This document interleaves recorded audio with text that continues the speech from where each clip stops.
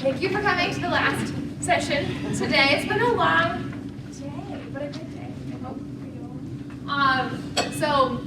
I'm Mary Beth. I'm going to be leading our yoga-based strategies for listening from K through 8. But to get started, let's all do a little meditation. So, if you're comfortable, you might put your 2 feet on the ground, really leaning your back up against the back of your chair.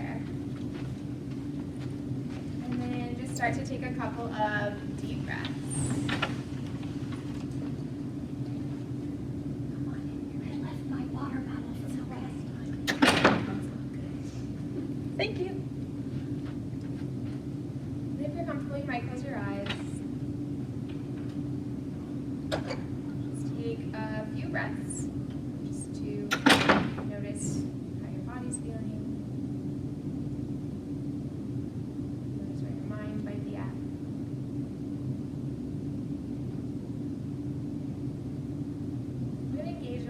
Listening practice here. So I want you to try to hear a sound that is furthest away from you here. So maybe something outside, some events.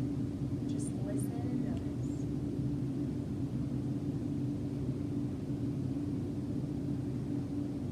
If you're trying to make up a story about it or explain it, you can drop that and just acknowledge it.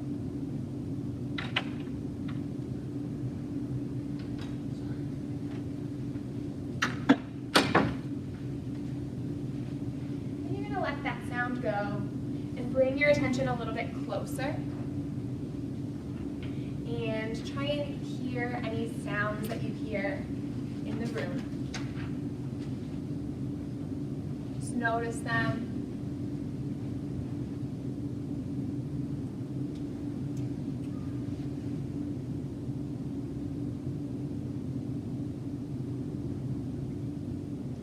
You can let those sounds pass on by.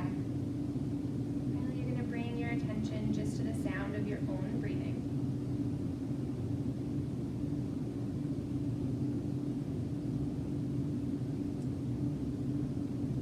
Noticing your inhales and your exhales.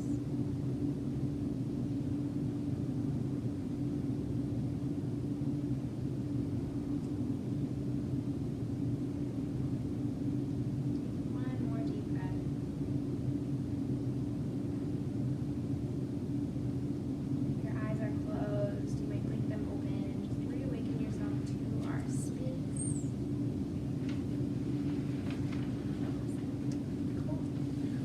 So the packet that you've got with you, instead of having like a PowerPoint, all of the information is here. You might add notes to it, you might not.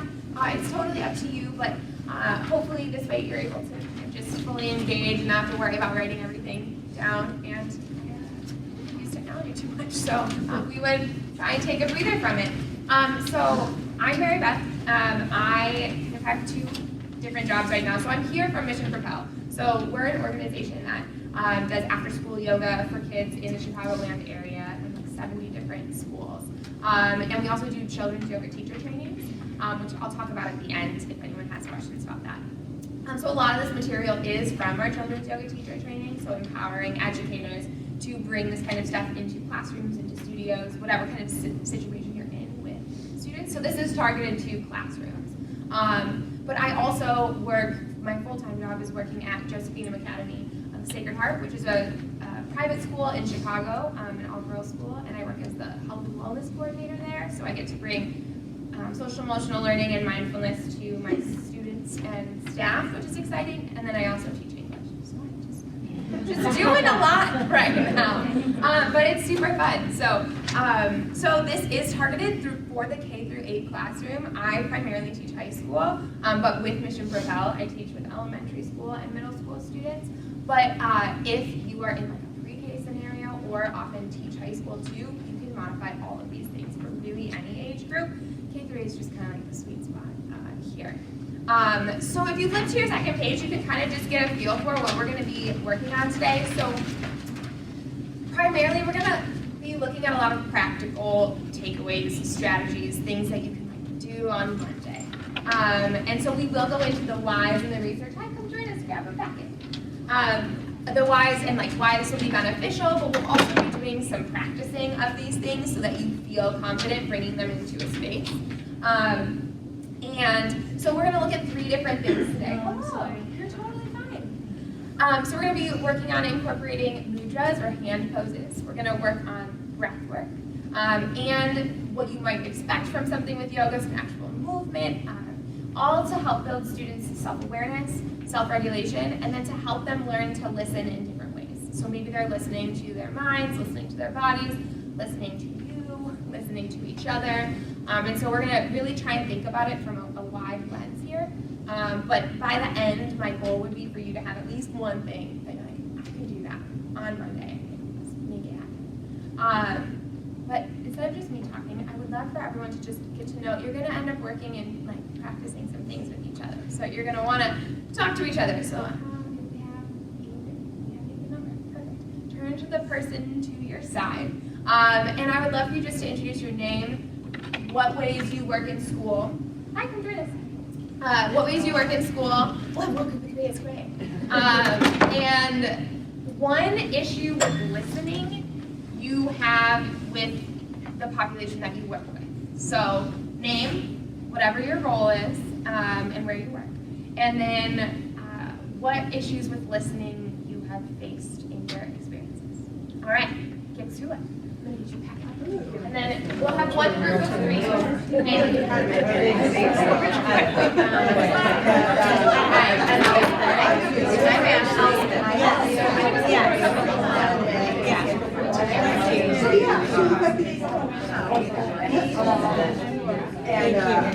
Scottish for I teach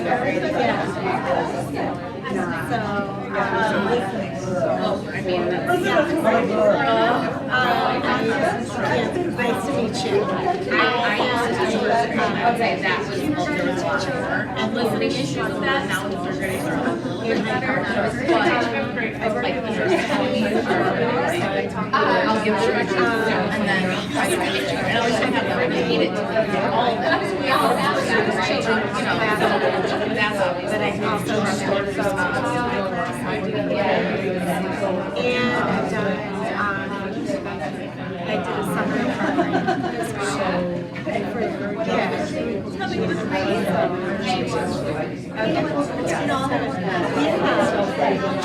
Take another about 30 seconds to share. 30 seconds. Right, exactly. Was that applying?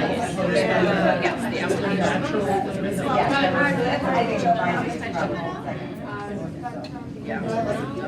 You can wrap up your intro. Is that enough time?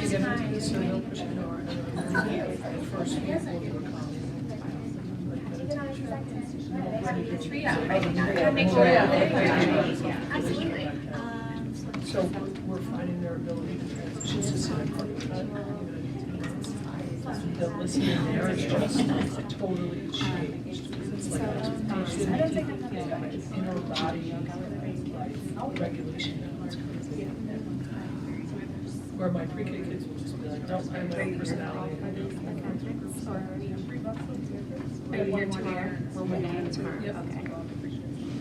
Because you guys try to set it. Yeah. All right, you guys.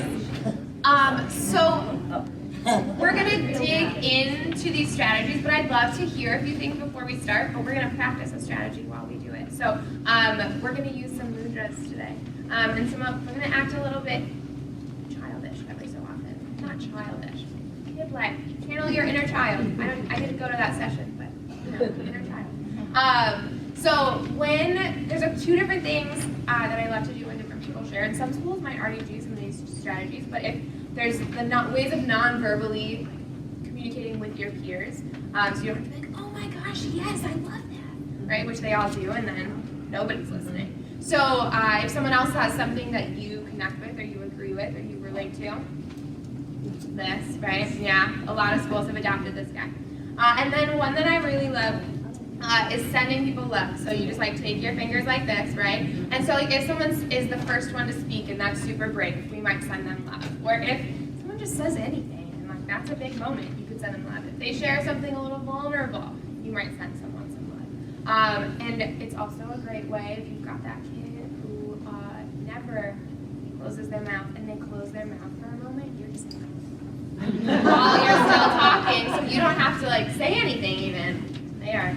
So, I would love to hear 3 people's struggles with listening, just so I can kind of get a feel for it. So you could share your name, share what you do, and then the kind of issue you got with listening. Thank you for raising your hand. Yes. So I'm Rachel, and I teach in Schaumburg. I do preschool special ed as well as preschool for all, so at-risk kids. So but I guess my biggest struggle with listening is the fact that they haven't been taught how to listen yet. So we're kind of working from ground zero with some of the kids that walk in the door. So I from Chicago, I work in special ed kids, learning disabilities, education. And there are a couple of things inherent with that, but for me, one of the most challenging is kids who are kind of in this mindset that they're stupid, they can't do anything, and so they're shut down, so they're not listening because they're not ready to learn. Yeah, I love that.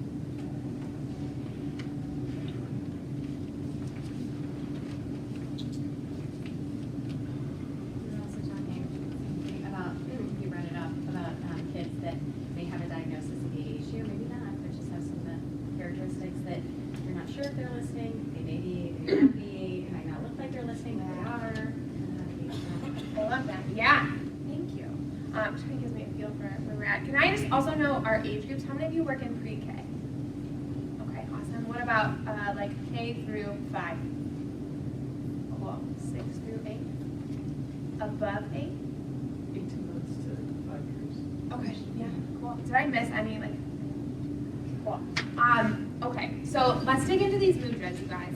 So if you look on page 3, so I'm going to be going like generally through all these. I'm not going to read it word for word, right? But it's going to be our guide here. So those of you who have ever practiced yoga, you might know about mudras, right? They're positions with our hands and sometimes with our whole bodies, but with children we often call them hand poses, so that they can kind of connect to that. In Sanskrit, it just means mark or gesture or seal. And so we can use these kinds of hand poses for a variety of reasons. It can encourage them to listen to themselves and then to be able to communicate that non-verbally, which is often pretty, and it can happen right away, right? So that can be a challenge for a lot of kids to be able to think about what they're feeling or doing or needing, and then to be able to say or express that in some way. And to be able to do that without words can be really helpful. It can help show readiness, so after a transition, like getting started with something, those are often my most hectic moments in a classroom. Resetting and refocusing, and being able to, like I was saying, transition between spaces too. When I was teaching after school yoga in elementary school, we had to get from one building to another building to a classroom, and it was like we were supposed to do it in like 3 minutes. Being able to do that with them listening and not being all over the place can be really, really challenging. And so there's using something as simple as our hands can be really, really helpful. And so I've got kind of like 3 categories here of how we could use these mudras. So listening to yourself, listening to a teacher or other adult, and then listening to each other. So we've already covered the listening to each other, looking at like the connecting and the sending love. The sending love like can actually be pretty powerful. I had a student who was sharing something about getting bullied, and these other girls just like we were in an all girls group, and they sent love to this girl, and she was like, I just had a moment. And then sometimes I'll like make them send love to themselves, and when they're like recognizing that they've done something good, and it just like changes their whole attitude. With what you guys were saying about sometimes it's like it's not even the actual mechanics of listening, it's their mindset going into it. And so if we can kind of address that mindset, that can be helpful. And it also builds empathy in a community, right? If we can all be in a circle and someone can be saying something and we can affirm them without losing control of the class, having it, that's so powerful. The other, and a couple of these are similar to this, where they might already be employed in your spaces. So listening to oneself in a self-regulatory way, like the simplest one that's in a lot of classrooms is like, I need to use the restroom. right? But even like, and right, using sign language, yeah. So we can think about, okay, that's self-regulation. Like if you're a younger kid learning how to like make that happen, I'm recognizing it, I'm doing this, I'm gonna go. But then on a deeper level, we could think about emotionally checking in. So we're gonna try this one. So I would love for all of us to take a second and think about how we're feeling emotionally at the moment. You're not gonna have to say it out loud or a word. I just want you to think in general. And then you can show me where you're at today. If you are feeling kind of sad or down or it's a tough day, you can give me a really little heart. If you're feeling like it's medium, right? Like it's not great, it's not terrible, but you're emotionally neutral. Maybe not the best word choice. Here, if you're feeling so positive emotionally, you're having a wonderful day, give me a big heart. All right, on the count of 3, we're gonna do our hearts. 3, 2, 1. Yes, thank you all for sharing. Right? And so it's kind of like a thumb check, but you might help to build some of that emotional self-awareness too. And it doesn't have to be a heart, right? It can be anything that you feel like your students would connect to there. And then the last kind of category here is thinking about how listening to the teacher, right? Which is often some of the bigger challenges here. And so the first one is all about transitions. So you might think about, as we're walking from space to space, whether it's in one room, like you're going to story time, or it is from your classroom to the music classroom, what you can do to make that not just like, please walk silently, I don't want to do that. So you might do something like, all right, hold up your snow globe, and I want you to look inside and imagine what you see, maybe shake it up. Now, as we walk down the hallway, you are going to be the keeper of your snow globe, and so you have to walk very quietly and very carefully so that you don't drop it, nothing gets all turned upside down. And then when we get to our space, we're gonna sit down and shake up our snow globes, right? So you can kind of have them so then when they're walking down the hallway, you might even ask them like, hey, what's happening in your snow globe? And someone could get to share. Something simple, but their hands are occupied, so they can't like hit each other, right? And they have something to do with their imagination, right? So that they're a little more engaged while potentially listening to those directions a little bit more. And one other one here is that you could, if you're trying to get them one place to another, or just starting a new activity. So if you have like circle time or a morning meeting or whatever it is, you might say, all right, we're all going to sit on the floor, and they know where to sit. And I'm going to know that you're ready when you bloom a lotus flower in your lap. And so if you haven't done a lotus flower before, it's just pinky to pinky, thumb to thumb. You just kind of put it in front of you. And you might say, like, what you can do is be like, oh my gosh, thank you for coming to your lotus flower. Look at you. Yes, thank you. Right, so then everyone's like, oh yes, I want to get there. And then once everyone's there, like, I want everyone to quietly sniff their lotus flower. And then you might ask, like, oh, what does your lotus flower smell like? And someone like, ice cream. Great, right? But getting them to engage their imaginations while using, having like a clear path for them to do something. It's not just sit still, right? It's not just sit with your hands on your knees, which, is a direction, but it could help really get them emotionally and mentally kind of in that space. Okay, last one. I thought that was lesson 11. There's a couple of pictures on the bottom of a few, but what I really want to show is the way you can add a story to a mudra. And so we're going to look at the second one, which is the cauldron. So if you are a yogi, this is not a traditional mudra. So just most of these are creative and made up and not following a traditional yogic path, okay? And for this scenario, with a deep respect for the traditions of yoga, I think it is okay to add creativity in the classroom, right? I don't think it would be okay to take a traditional mudra and make it something silly, but to create your own, it's beautiful. But we could do something very specifically about listening to this. So, all right, I'm gonna talk to you like we're kids again, just so you know that I'm not just talking to you like this. To be like, all right, what we're gonna do today is we are gonna make a very special potion. So I want you to take your hands and put your pinkies together, and you're making a bowl. Beautiful. Our potion today is for good listeners. All right, so I want us to think of all the ingredients that we need for a good listener. All right, so I want someone to raise their hand while still holding their cauldron. When you have an idea, so what would we do with our eyes when we are a good listener? So if you have an idea, raise your hand. Yes. Yes, all right, let's all put that ingredient in. We're putting looking at who's talking in our cauldron. Beautiful. Yes, all right, I need another ingredient. What are we going to do with our ears when we are listening? I say listening ears. Yeah, yes, sure, yeah. We're gonna like turn up those listening ears. Let's put those listening ears in our cauldron. Yeah, it's kind of a tricky question, yes. What are we gonna do with our mouths when we are listening? Yes. Quiet and closed mouths. Let's put that in our cauldron. Yes, yes. One more thing. What are we gonna do with our bodies when we are listening? We're gonna sit still. Should my body be facing this way? No, it should be facing the speaker, right? So I'm going to sit still facing the speaker. Let's put that in our potion. Let's stir it up. Now I want you to take your potion. I want you to drink it all up, every last drop.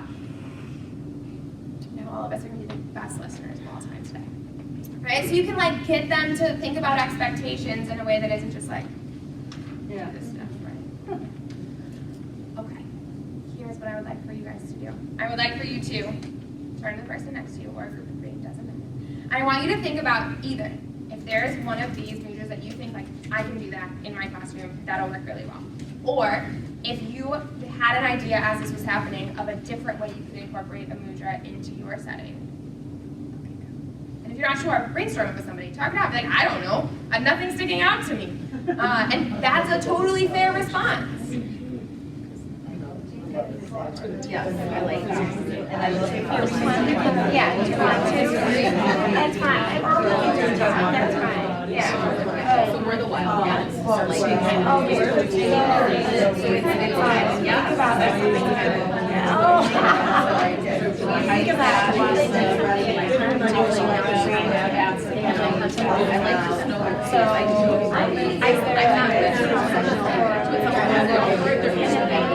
Think But I do like that. I actually do. From the place in so I do like Yeah. And they don't even know it yet. Just like she said, all of these fingers. I like the last part. I would probably just Take about 30 more seconds to share. I don't use, I don't use. Yeah.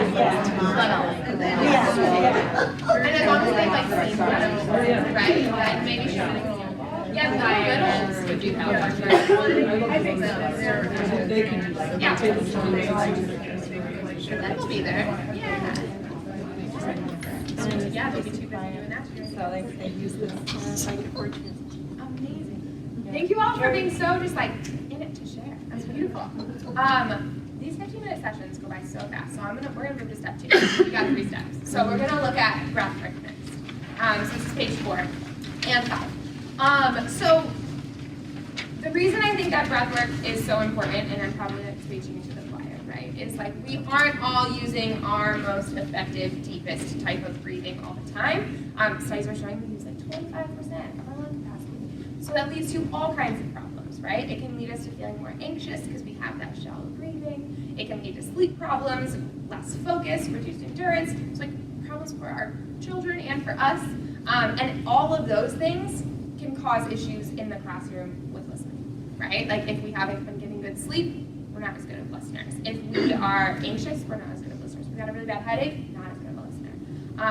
And the great thing about breathwork is this is something that kids can really latch onto, and it's often one of the things that they most easily can do on their own, right? They're like, oh, I know I need to take a deep breath, right? Like if they've learned that, that's a thing that they can be like, yes. They might not be like, I'm gonna do a mudra, but like they can think, I'm gonna take a deep breath.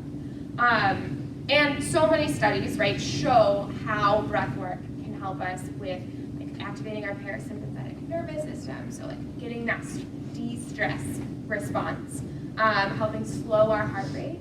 And when you can teach children at whatever age they're at how their breathing can affect their body, and like, oh, I can slow my heart rate down if I take some deep breaths, or like, I can make myself feel less stressed if I take some deep breaths. They can feel so empowered, right? They often feel out of control in their bodies and in school and in all parts of their lives. And so giving them this ability to have control. So they are gonna be building this self-awareness, right? By taking these breaths, by listening to their breath, and listening inward to what their body is doing. But it's also improving their self-regulation. And so then they can recognize like, oh, I'm feeling really anxious and I'm not able to focus in this moment. I need to take a deep breath. Or I'm like really energized. Take a deep breath. That one's a little harder for them to get there. The anxious, they like are more willing to do. The super energized, a little less. So I want us to look at some of these principles of how to make this happen. So this is on the following page. So 3 kind of foundational principles for how to help teach this to students. So one is to help them find it, right? So if you just like breathe naturally, you might find that you breathe, right, like a lot up here, and helping them to notice where else their body is moving. So you might instruct all of them, so let's all do this. You might instruct everyone to take their hands to their ribs first. And then just take a deep breath in through your nose. And a deep breath out. What did you notice happened? Yeah, they like expanded quite a bit, right? So our lungs are underneath our ribs, and you can show them how your lungs are holding all that oxygen, and then it releases, so our whole body is moving here. You could also have them place their hands on their belly, and then see how they can make their belly move, right? Just belly breathing is so helpful. You can have them put their hands on their shoulders. You could have them sit back to back with a peer and notice how that feels. And noticing like if your breathing is feeling like how it feels to have someone else breathe toward your back. And so just getting them to notice it's not just a thing that happens, it's something that is like I can control and that moves my whole body. And then helping them see that their oxygen that they're taking in is connected to energy. So I don't know if y'all are allowed to have flames in your classroom. So if you're not, this is a little bit tricky. But if you could, for just a moment, you could light a candle, and this is the second little thing here, connecting oxygen to energy. You could light a candle and show them like, oh, look at this flame, it's burning, it is like alive, right? Then I'm gonna take a glass jar and slowly cover it up. And then the flame will slowly dissipate, right? And you can engage in a discussion about that depending on how old they are, right? If they recognize that there's no longer new oxygen in there, right? It's not fueling that fire, and it goes out. And so you can make an analogy, right, for them. If we are not getting enough of our breath, our energy is depleting, right? And so we need to take in that oxygen deliberately and deeply. And so we can kind of like make this nice metaphor for them. And then last, leading by example is very key here. Students might get really self-conscious about their breath. They might be working with adolescents. They're very self-conscious about breathing into their bellies, and I'm sure that happens in elementary school too. But so whatever it is you're having them do, model it like a little bigger. So if you're having them breathe in through their nose, like so they know like, it's okay if I have a stuffy nose and my nose makes a sound, right? Or if you're breathing out, like, and you might even like explain that like everyone's nose, like people's noses, you have different amounts of air they can take in. When we breathe out, right, you might have a sore throat, it might rattle a little. So we could talk about that. And I often tell my students, like, I know that I'm like in an advanced group of students if I notice everyone paying attention to their breath. Because then they're like, especially when I teach students yoga, they're like, well, if I can do the pose, I'm like, no, I want to hear you breathe. And then I know you're doing a good job. And so getting them to focus on that. And so getting them to focus on this breath and then giving them a couple of breath strategies they can do can help you reset the whole class, right? Like you might be like, it is, like everyone is so energized, we need to calm it down. We can do a breath practice. Or like your class is falling asleep and you need them to wake up. I don't know if that happens as much with the younger kids. In my class, they're falling asleep. Right? So you can kind of assess that as a teacher and use the breath strategically, or you can empower students to be like, oh, are you having a tough day? Why don't you take a minute, try that breath practice we did, and like have them do it individually. So we're gonna try 2. There's 4 different types of breath, or 4 examples. There's a bajillion different kinds of breath. Bajillion is the technical term. And some of them are more calming, and some are more empowering and activating. So we're gonna start with the star catcher breath. I have no middle school, right? Okay, I was gonna adapt it for middle school. Let me adapt it for middle school because they might laugh at the like, and imaginative business of it, but anyone only teach like 4th or 5th grade? Cool, we'll make sure that it's there, because they're sometimes like, they're getting like too cool for some of that kid stuff. So let's all stand up and we'll stand outside our chairs so that we have a little more space. So yeah, we'll still do it both ways for those kids who feel a little too cool for school. That's all right. That's all right. All right. So I want everyone to take their feet a little bit wider apart. Feel the ground. And we're gonna be little kids first, okay? Oh, I got that. So yeah, little kids. Tell me you're in a little kid. So I want you to imagine that the sky is full of twinkling stars. I want you to inhale, reach up for those stars, grab them, exhale, bring them to your heart. Let's do that again. Inhale, reach up to the stars, grab them, and exhale, bring it to your heart. So it's an empowering breath that they can do. It kind of helps you reset, right? But older kids are gonna, the sky is not twinkling. So you might help them set some kind of mantra. So maybe they're about to take a math test and they are feeling very nervous. And so you can say, all right, you guys, our mantra today is gonna be, I got this. All right, so we are gonna reach our arms up to the sky. We're gonna whisper, I've got this. And then bring your hands to your heart as you exhale. Let's do that again, and we'll just say it in our heads this time. Inhale, reach up. In your head, you're saying, I've got this. And then exhale, bring it to your heart. So, right, there's also that research, right, where like if you stand, Yeah. like in this, we're gonna be more confident, be more powerful, right? So this stance is very strong. And then by using your breath, right, we're getting really big, which is empowering. And then exhaling out some tension, which can help them feel a little bit more confident in those moments and like put all those other distractions. Second one we can do sitting. This is a calming one. This one, we're gonna do the snake breath, but you can also turn it into like a bee breath or librarian breath. What do they call it? Yeah. We'll do little, right? Yeah, we got that. Perfect. So, how this one works, I'm gonna explain it first, is you inhale through your nose, and then as you exhale, you're gonna make a certain sound. So here are our 3 sounds. We'll try our sounds first. So sound number 1 is we're gonna be snakes. So let's hiss like snakes. Ready? Okay, perfect. And you'll do that until all your air goes out. Second kind of sound we're gonna be is a bee. So we're gonna buzz. So let's make our buzzing noises. Okay, great. And we can do that until all our air goes out. Third one is we're shushing like a librarian. So we're gonna shut. Do we have any librarians? Wish. All right, so you would just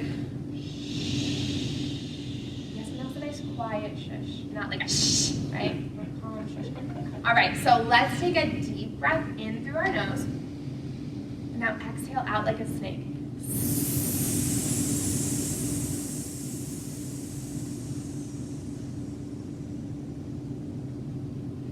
Let's inhale through our nose again. Now we're gonna exhale out like a bee.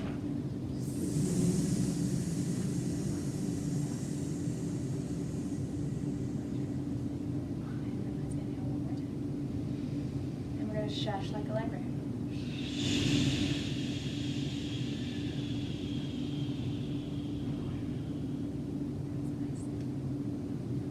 You don't have to do all 3 of those at all. You could do the same with little kids, probably smart to do 1 sound at a time. And you can also experiment with maybe they take their hands like this, and then they're only listening to themselves. Or maybe if they're comfortable, they close their eyes, and so then they're just listening to the sounds. So kind of giving them opportunities to listen to themselves, it slows you down a little bit. And so while these are not like foolproof, right, you're gonna still have kids who are gonna get silly with it, right? But if you do it a few times, right, and help them learn how to channel it a little bit more calmly, then they can be, you can kind of employ these at those moments that are challenging, right? So like if it's right at the start of class that day or at the beginning of the day, they've just come in, they were their boots and their coats, and it's all very hectic. Okay, we're gonna like do this snake breath. Or it's after recess and they're really energized, and you're like, well, I can't slow them down too much right now because there's too much happening. All right, let's do our star. Catch our breath. Bring it in. Okay, now we're empowered to keep running. Okay? Here's what I want you to do. Yeah, perfect. I want you to take a second, and I want you to read the countdown to prom and or the balloon. And with the person next to you, you're gonna, I know you haven't done it yet, but you're gonna teach one of them to your partner. So you can just see what it feels like to try and lead it. I know you've never done it before, so it's okay. If you're like, nope, I wanna do one of the ones that we just did, nobody's stopping you, so that's fine to go. So just take a second first, read through a couple of them. And if you have questions, you can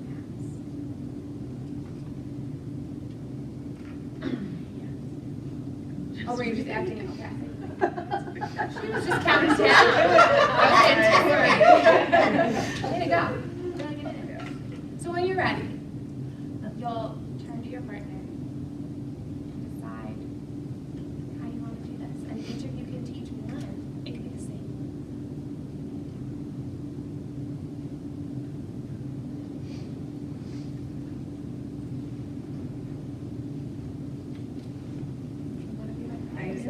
You guys don't have to do it. Okay, which one? Yeah, cool. Yeah. All right, cool. Let's do it. All right. I got it. You're okay. So, but then countdown to combat. Oh, you're right. We're gonna hold on.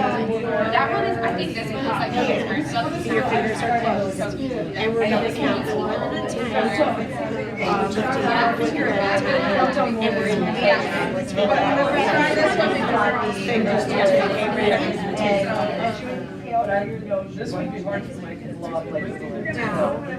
As far as you can go, and then exhale and take your fingers down. So 1 at a time. Think about the size, the shape of the balloon. And then as you exhale through your mouth, you're going to inflate. There we go. Yeah, just None of us. Okay, so that's why, right? Then they're gonna be crawling around. No.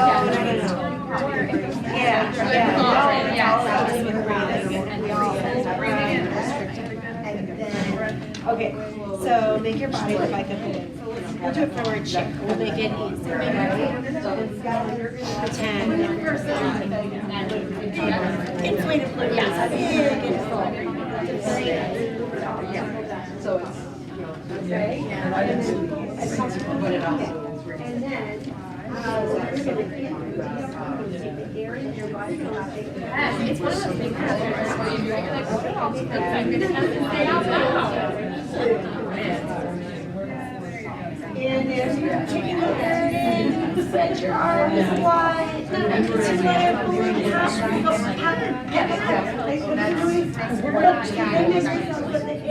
You're 17. You didn't have a problem with your eat last night?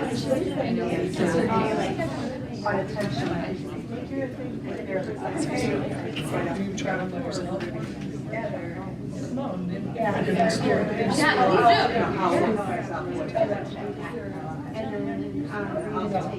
Oh, no, we're 416, sorry. We're all going the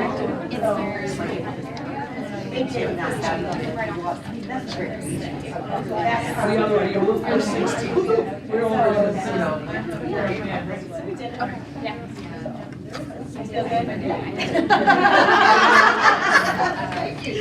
Take a few more seconds, and when you're done, just flip to the next set of pages. Our timing is impeccable. I'm so I get through everything. Try. I've got like time moments on each. You know, gotta keep that. Okay. So the very last thing is what you might traditionally think of like as yoga-based strategies for listening is movement.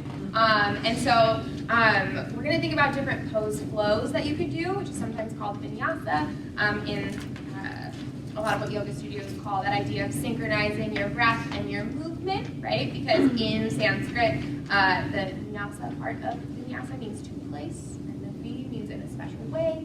So we're placing our bodies in this special way, in a certain order of things. So whenever I teach yoga teachers about how to teach kids yoga, they're like, well, we're just going to go so slow, and we're going to do this thing. And I'm like, oh, you're so funny, right? You have, like, they're going to have so much energy, like, they're going to want to, like, run around the room, and maybe that's a good way to start, you know? So the idea of being like, I want to calm my students down, so we're going to do something calm, it's not always step one, which is like, we almost all know that, right? So we need to let them move in order to slow down. And so students, if we use something like these pose flows, they can burn off their steam in a way that is like safe and controlled and that doesn't feel terrible for you as the instructor in the room. And after they've done that, right, that movement can help them be more focused then in that next moment. And if you can help them be focused in the moment of movement, because right, like running around at recess, maybe if they're playing like a particular sport, they're very focused. If they're just like running around, there's not a lot of intentional focus on what their body is doing. So if we can help them notice, okay, you're gonna move your body and you're gonna listen to what's happening in your body, it'll help them be able to bring that attention to their body in a new way, and then afterwards, they'll be in that state, hopefully, that is a little bit more attentive to whatever your classroom needs are, right? And just like with the breath, you can kind of assess what that room needs. Do we need something that is going to like be a little bit quicker, and then later we'll slow it down? Or do we need to like wake ourselves up? So we need to start slow and move a little bit faster afterward. This can be great for like energizing in the morning. It could be good for after a transition, right? Or during a transition, you could even like make the flow happen while they're moving from their desk to the floor, right? Like we all move our arms up and down in a certain way, and that's how we get there.